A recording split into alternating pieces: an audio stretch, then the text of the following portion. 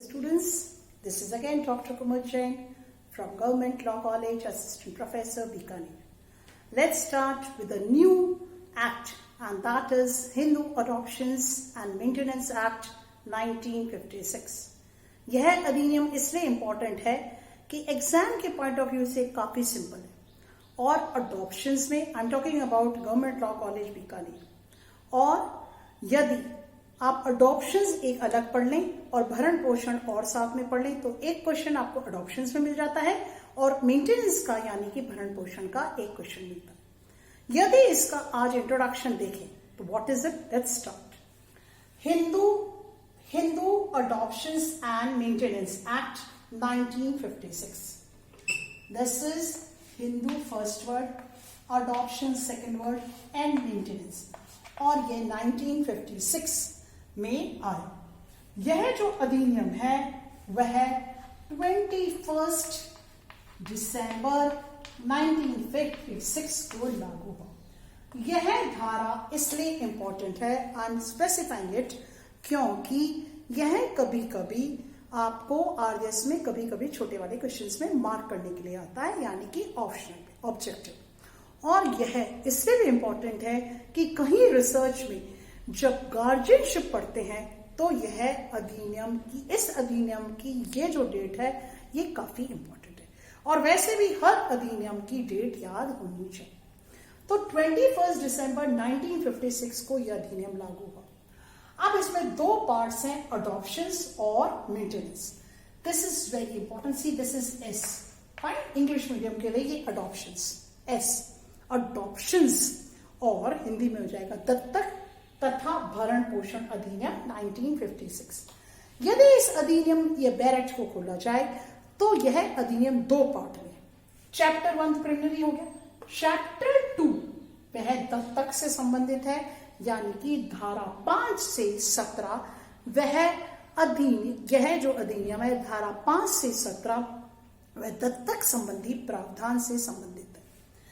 Section 5 to 17 is related to adoptions. The provisions which are given under Section 5 to 17, Chapter 2 deals with adoptions. Second is maintenance, and that is Chapter 3, अध्याय 3, और वह section 18 से 28, यानी कि section 18 to 28, Chapter 3 deals with maintenance. इस तरह से यह चैप्टर्स का इंट्रोडक्शन।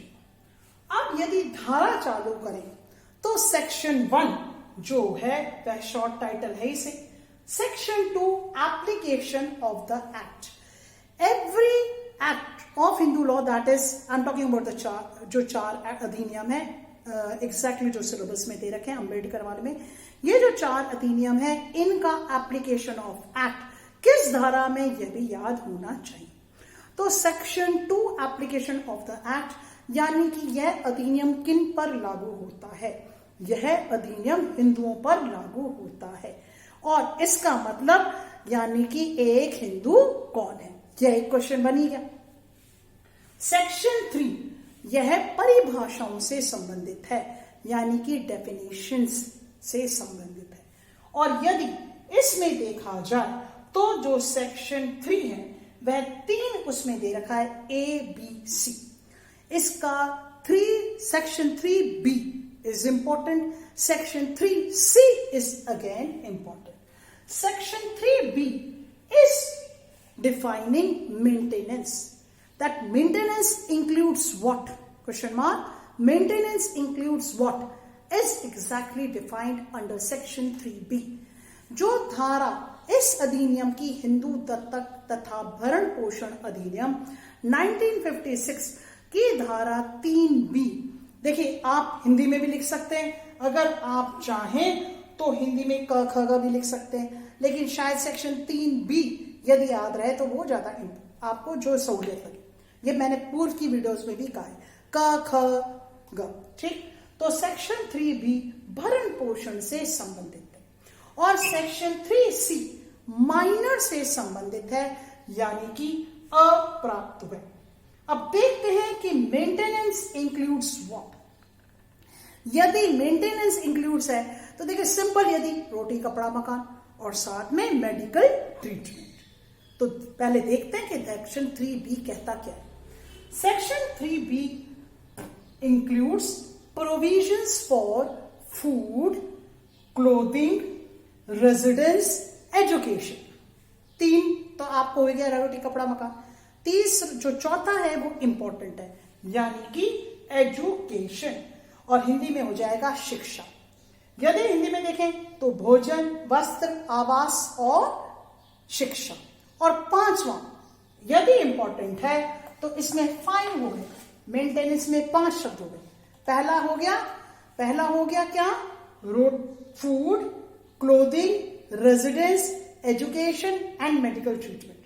इन इंग्लिश और हिंदी में हो जाएगा भोजन, वस्त्र, आवास, शिक्षा और चिकित्सा। ये 5 मायने हुआ मेंटेनेंस। अब लेकिन इसमें एक इंपॉर्टेंट जो चीज है, देखिए शायद ये स्किप नहीं करनी चाहिए बात, कि जो अनमैरिड डॉटर्स हैं, इस मेंटेनेंस की जो धारा, जो डेफिनेशन, इसको 2 पार्ट में भाग किया गया है। तो पहला पार्ट मैंने समझा दिया। अब दूसरा पार्ट अनमैरिड डॉटर से है, यानी कि जो अविवाहित पुत्री है। तो अविवाहित पुत्री ये तो इंक्लूड है, क्योंकि वहां अविवाहित पुत्री के आगे ऑल्सो लिखा हुआ है, भी लिखा है। तो ये 5 चीजें तो हैं।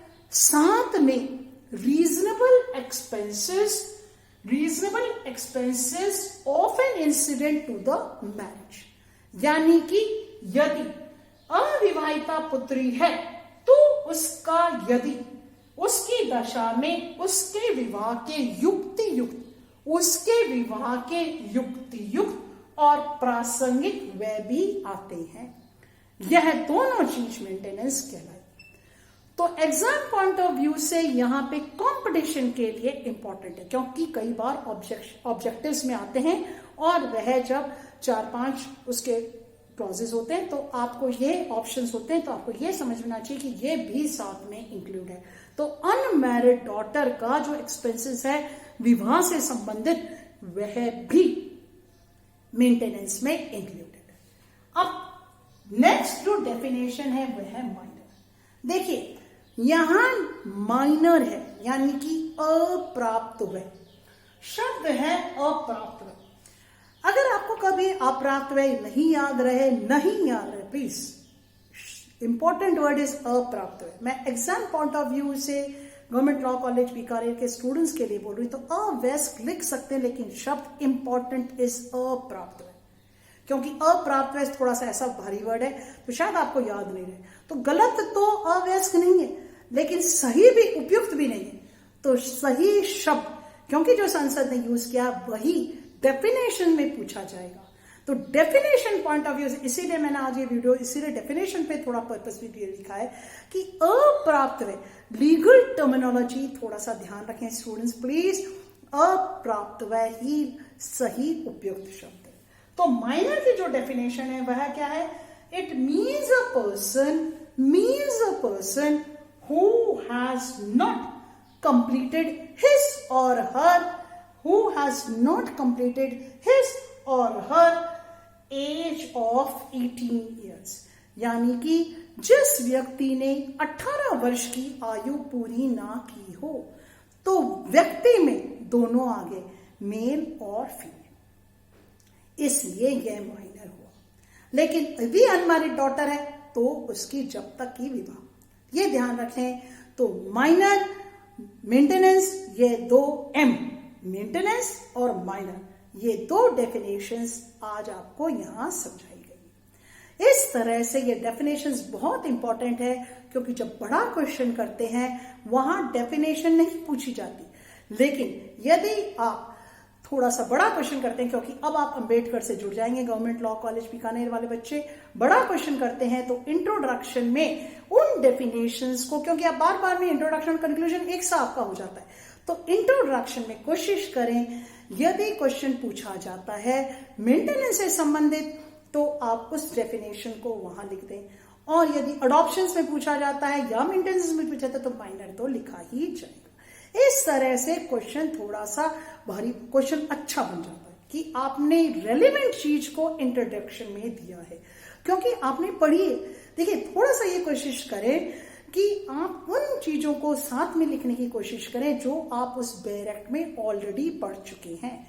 चाहे आपसे पूछा नहीं गया, रेलिवेंट नहीं वर्ड कहलाएगा, इररेलेवेंट चीजें तो नहीं लिखनी, लेकिन आप मात्र वो चीज यहां समझाना चाह रहे हैं बड़े क्वेश्चन में जो कि पूछी नहीं होते हुए भी यहां आप समझा रहे हैं। तो ये तरीका होता है एग्जाम देने का, और क्वेश्चन आपका फिर कंप्लीट भी कहलाता है। लगता है कि इस व्यक्ति ने बेयर एक्ट की इसको पूरी नॉलेज है, इसने अधिनियम ढंग से पढ़ा है। तो थोड़ा सा ध्यान रखें क्वेश्चंस आप जब अटेम्प्ट करें। Thank you so much and take care. आगे की वीडियो में अपन कंटिन्यू करेंगे Hindu adoptions and maintenance act, और उसमें अडॉप्शन से जो संबंधित प्रावधान है वह नेक्स्ट वीडियो में स्टार्ट करेंगे। Thank you so much and take care.